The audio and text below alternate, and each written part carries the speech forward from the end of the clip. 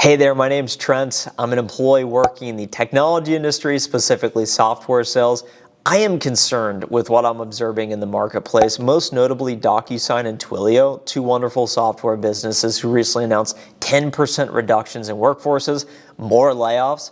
I believe that this is a signal of worse times to come, and I'm going to explain why in a moment. Most importantly, I want to talk to you today about 5 ways I am actively working to recession-proof myself.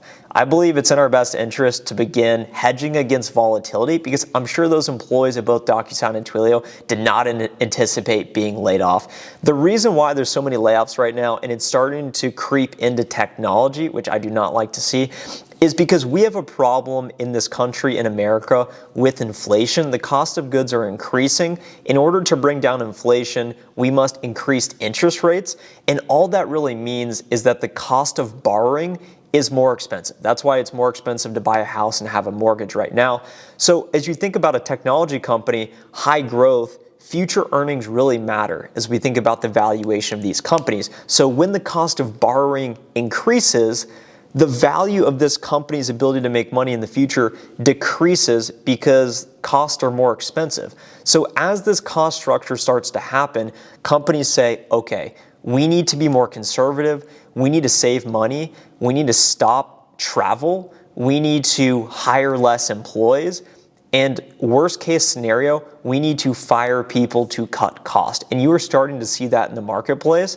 I initially started to observe it in other more traditional industries where the businesses were just bloated. But in technology, the problem is you think about from 2020 to 2022, there is this inflated growth due to the work from home phenomenon. So these companies have hired a significant number of employees. So I anticipate many, many more layoffs to come. So what do we do about it? So we can only focus on what we can control. So strategy number 1 to recession-proof yourself, and I am doing all of these myself. So just know I'm speaking from firsthand experience.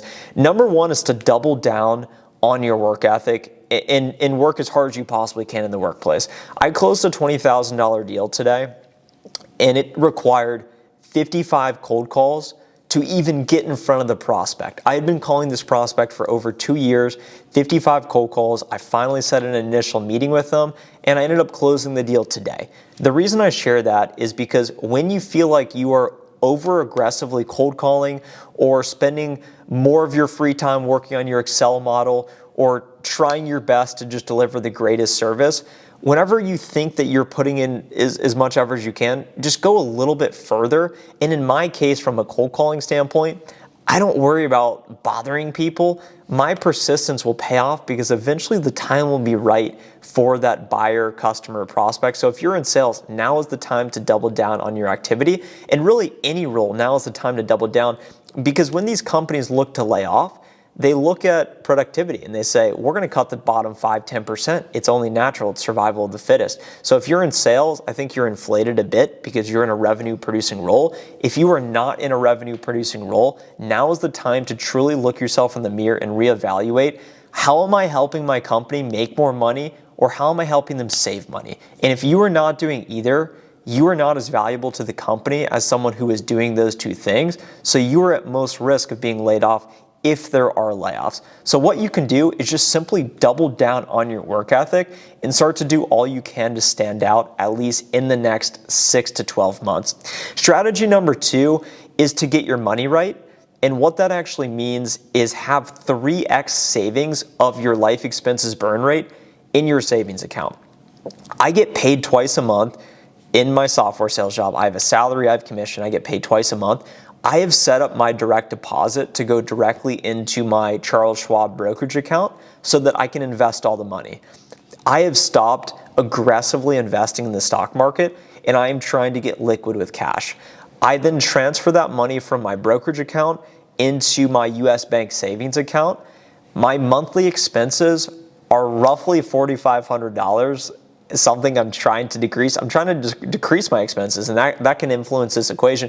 But if my monthly expenses are $4,500, let's round up to $5,000 just for the sake of simplicity. 3 months of my current burn rate, my expenses, is $15,000. So I am actively working to hoard cash to have $15,000 in my savings account. So in the event I get laid off tomorrow, I can still live comfortably with my current lifestyle for 3 full months.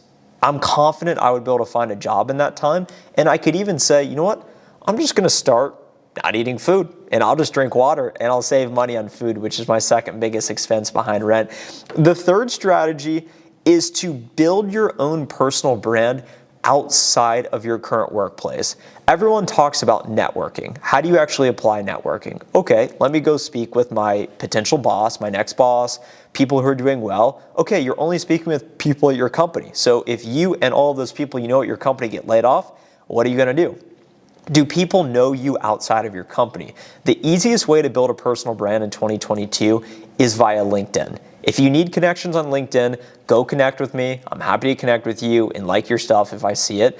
I am actively posting on LinkedIn multiple times a week. I've grown my following to over 15,000 followers. I did a post today that has over 40,000 impressions.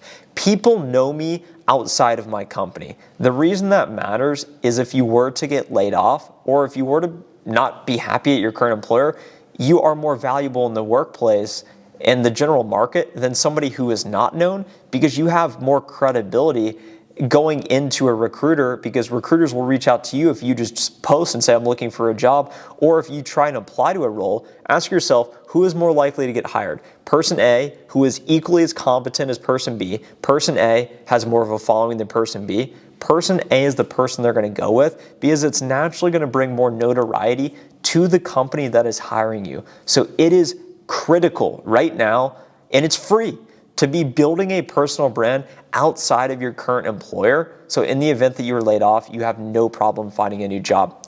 Strategy number 4 is to diversify your income streams. As you start to build this personal brand outside of your current company, you will have attention. The modern wealth creation strategy in 2022 and beyond is to monetize attention. It's what the most successful people in the world are doing today. It's what B2B companies do. But as you think about your favorite influencers, Kim Kardashian, okay, attention on Instagram, starts this, not Spanx, Skimps, whatever the company is, it's valued at billions of dollars. Mr. Beast, all this attention, okay, he starts Feastables chocolate, he starts his burger brand. Logan Paul, okay, selling NFTs, doing whatever he wants, selling boxing maxes. Andrew Tate, okay, all this attention, sells a $50 per month course. Whenever you have attention, you can monetize it. You can convert a percentage of your audience to your product, good, service, solution, whatever it may be. So as soon as you start to realize, for free, I can gain attention through talking about myself, my experiences, my story, delivering true value, saying what can I do to benefit the person watching me right now? Whether it be through your written word on LinkedIn, or writing a blog, or your voice doing a podcast, or a combination of both, doing a video like I'm doing to you at this very moment. I have diversified my income streams outside of just my career income.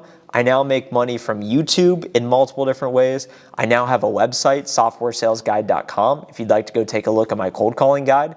And I also have been actively investing my money into different investments, such as online real estate crowdfunding, which pays me passive income quarterly. So I now have multiple income streams. So if this faucet of my career were to turn off, in addition to my burn rate savings like we just talked about, and my additional income, I could probably do that for a long time and still live a pretty high quality of life. So diversifying your income streams will help you sleep better at night.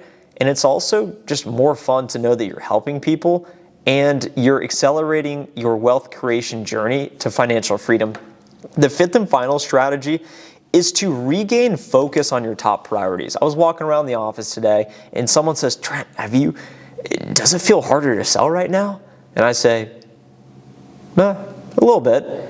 He's like, I think recession, everyone's talking all this madness.